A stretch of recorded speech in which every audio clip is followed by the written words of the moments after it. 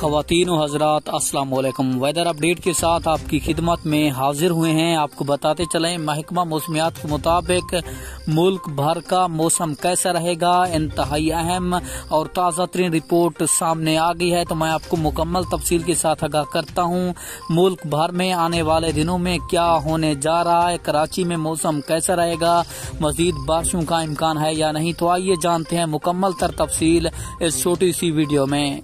लेकिन उससे पहले आपने वीडियो को लाइक और चैनल को सब्सक्राइब लाजमी करना है ताकि आपको हमारी नई वीडियो सबसे पहले मिलती रहे।